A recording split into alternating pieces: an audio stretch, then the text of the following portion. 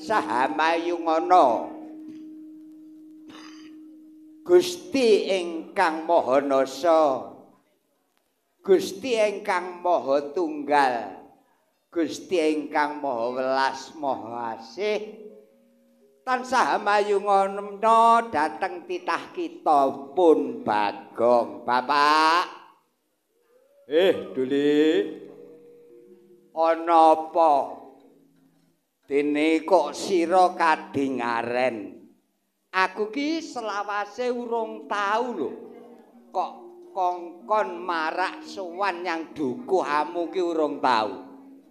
Lah ning saiki ki aku kok tekakne ana kene iki ana parigawe apa? Guli.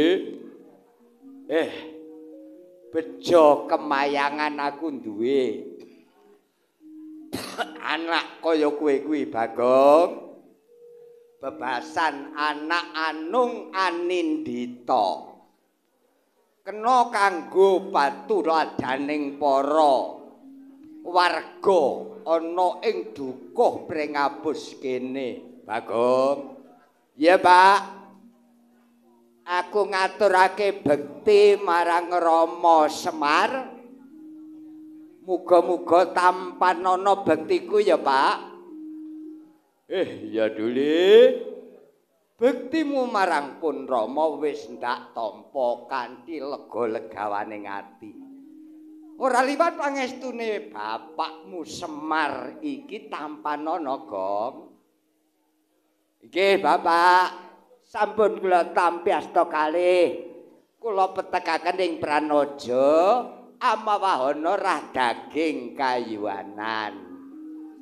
Rama, kula aturi nyekecaken anggen paduka pinarak wonten ing padukuhan Pringabus ngriki. Lae blegedhuek ugek sadulita hemel-hemel Dule. Ya, aku wis ora kurang penak nggonku lungguh.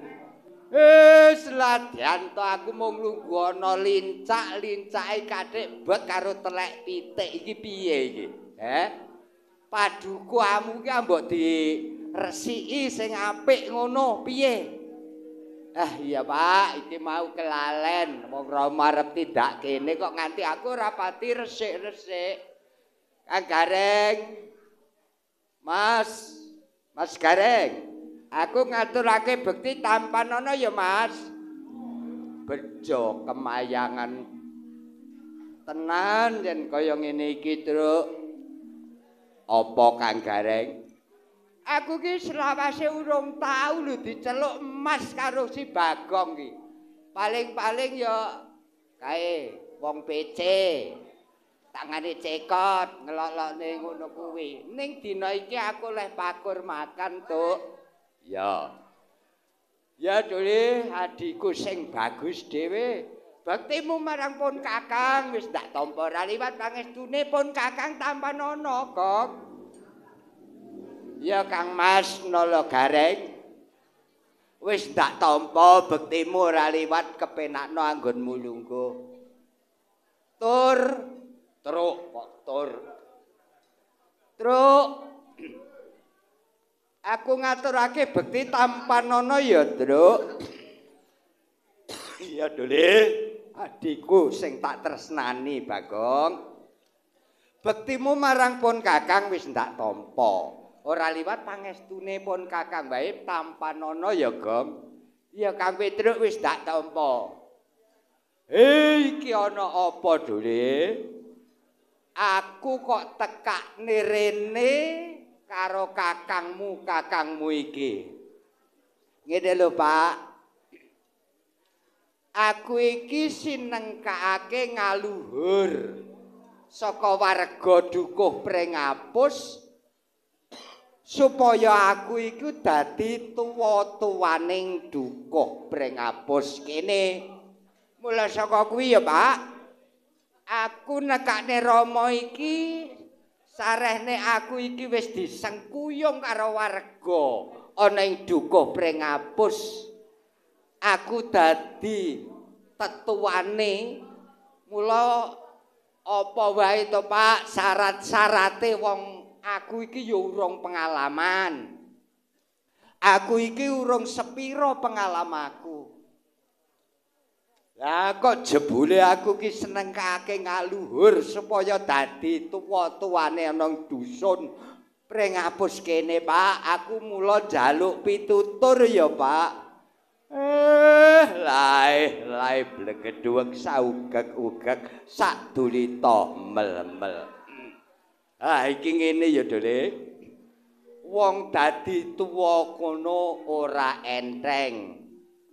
Kowe kudu tansah nyawang wargamu sak padukuhan kuwi panguripane kepriye ngono. Kuwi kudu kowe tansah bisa naliti, bisa mikir, bisa merenah-merenane. Jalaran apa Dole, Gong? Wong dadi tuwa-tuwaning padukuhan kuwi aja kowe enak-enak ngomong iso tegese kowe lungguh ana ing meja wae. Kuwi aja sampe kaya ngono. Kowe kudu turba. Apa Pak tegese turba? Turun ke bawah. Delengen kawulamu ki kaya ngopo? Nah, lek kowe wis ngerti kahanane kawulamu sak padukuhan kuwi kegiatane apa? Terus nindakake pakaryan apa wae. Kowe minangka tuwa-tuwaning padukuhan kuwi, Gom. Kowe kudu bisa beda-bedakake. Lah terus kowe karepmu apa?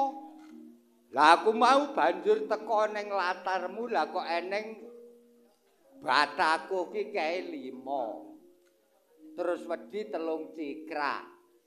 Lah kuwi karepmu arep kok nggih apa?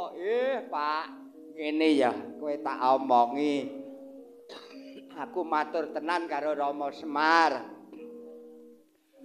Aku iki sakjane arep kepengin bangun desaku, bangun paduku aku. Kowe jebulane kok duwe tekad kaya ngono, Gong. Kowe iki ambok yo nyawang githokmu. Kowe iki gablek apa? Kowe iki kere. Kabeh dulurmu iki ya kere. Kader wong dadi abdi lah kok arep bangun. Pak, senajan to kahanku kaya ngene, nanging yen kawulaku kabeh padha nyengkuyung, kuwi bakale aku bisa nindakake pakaryan kuwi ngono. Oh, ngono. Lah iya, ngono ki rak ya padha karo gahi wong cebol gayuh lintang kae to, Le. Ambo ya wis kuru mangsani kahanan ora eneng ya wis dipenak-penakne uripe. Awake dhewe iki uripe ora perlu ngrenjang-renjang. Bangun ki ragate oke lho. Bangun ki ragate oke lho, Le, aja sembrono. Lah kok paitamu apa? Ya ngono lho, Gong. Kandhane kakangmu iki bener. Kowe kudu mawas diri. Lah aku ora ngono, Truk. Aku duwe tekad aku. Moh lek kaya Kang Gareng kaya Petruk barang iki moh. Aku duwe tekad akan memajukan dukuh Pringapus. Merga wargaku iki kabeh wis sumuyut sumungkem marang aku. Senajan aku wujudku kaya ngene iki aku dipercaya lho, Reng. Dipercaya, Truk. Wah, ngono to. Kaya ngono kuwi jebule. Wah. Lah iki sak banjure kowe tak kandhani, Gong.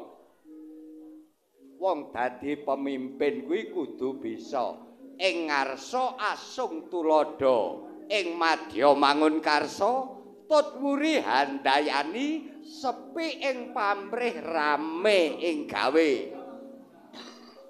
Apa Pak kuwi tegese?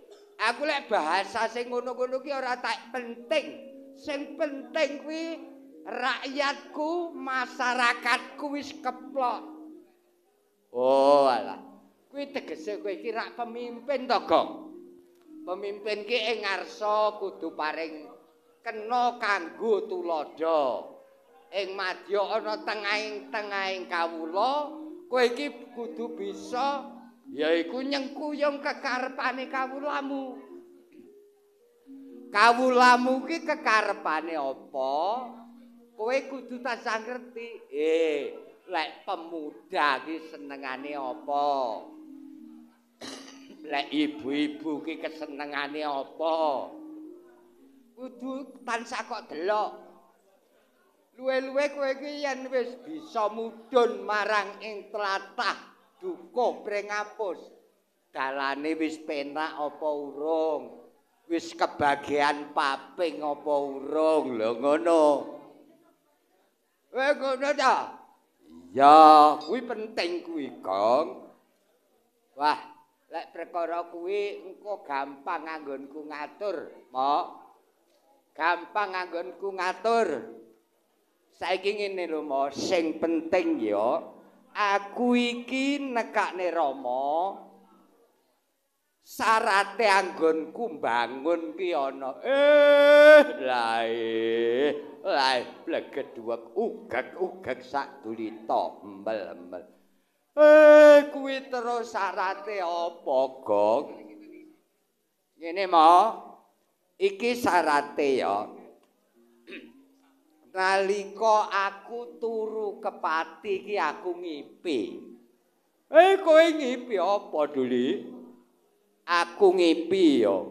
Rama, rumangsaku ki ana dewa tumurun saka Suralaya.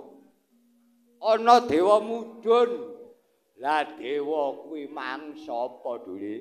Lah kuwi sing ora ngerti aku kuwi, Mo. Soale wujude iki ngregemeng, peteng. Ora katon cetha kuwi dewa-dewane sapa ki ora katon cetha, Mo.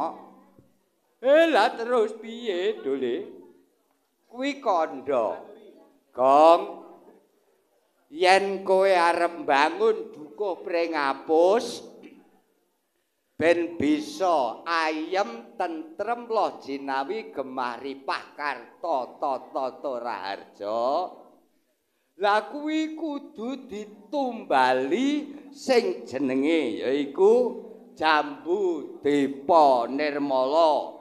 Yaiku wujude Jambu Dipa Nirmala saka kadewatan. Kaya ngono. Kuwi kang sepisan, Mo. Ping pindune ya kuwi kudu ditumbali karo pelem pratangga jiwa. Kuwi angel, Duli, kuwi angel. Angele piye, Mo? Kowe tak kandhani. Kuwi sing dadi tumbale ana ing padukuhan Pringapus kuwi panganane dewa. Manggone ning Suralaya. Sik, Mo. Kowe iki ngaku anak karo aku apa ora? Aku ki ya ngaku anak karo kowe. Jarene wong akeh lek Rama kuwi jarane kuga klebu dewa. Iya aku ki ya dewa biyen. Lah terus saiki ya dadi abdine ndara-ndaramu Ngamarta. Lah saiki ngene lek kowe tresna karo anakmu Bagong. Saiki Bagong duwe gegayuhan ngono kuwi piye? Kowe gelem bantu apa ora, Mo? Kowe gelem bantu apa ora, Mo? Lek kowe ora gelem bantu aku moh ngaku bapak karo kowe, Mo. Wah, lah iki kok bocah kok kaya ngene tekate. Lah iya oleh becik apa kowe jarene kadange dewa. Kowe iki klebu dewa kang nglamur kawula. Jenenge kowe iki rak ya Bathara Ismanta. Kok Ismanta piye to? Aku ki Bathara Ismaya. Lah ya mulakno. Lah saiki aku tak takon. Kowe iki dulurmu pira? Aku ki dulurku 3. Siji sapa? Ya kae Pak Demu sing dadi abdine wong tanah sabrang kuwi jenenge Tejamaya. Lah kowe nomor aku nomor 2. Aku iki Ismaya. Sing nomor 3 Manikmaya kuwi Bathara Guru. Dewa Guru ana Kahyangan Suralaya. Lah saiki manggone Jambu Dipa Nirmala karo Pelem Pertangga Jiwa kuwi rak ya ana Suralaya ta, Mo? Ya, ana Suralaya. Lah lek ngono, aku njaluk tulung tekakno Bathara Guru ana ing padukuhan Pringapus kene. Aku kon nekakne adimu. Aku kon nekakne adiku si Is. Apa kuwi Dewa Guru ya Manikmaya. Lho kudu ana wong sing duwe jambu kuwi. Sing duwe pelem kuwi. Kuwi tekakno mo iki syarat penting mo, penting. Iki kok lek kuwi ora iso tak tampa, iki kok lek arep mbangun iki gagal. Ora sida. Lek kowe mesakne karo Bagong, saiki tekakno Bathara Guru. Wah, yen kaya ngono aku ki abot sesagam. Ya dole, bobote abot anggonku ngayomi gegayuhanmu. Ya aku tak mata aji pameling sebet arep nalika wau. Nalika semono Kelurah Badranaya sidakep saluku tunggal nutupi babahan hawa sanga. Mandeng pucaking grana sekawan kang ngarsa biningkas. Sajuga kang sinidikara. Nyetaken aji pameling katujoaken dhateng Sang Hyang Girinata jagat ya dewa ing Suralaya. Mangkono ngregemeng peteng dedet sanginggiling padukuhan jelek menika praptanipun Bathara Guru ingkang saking Kahyangan Suralaya.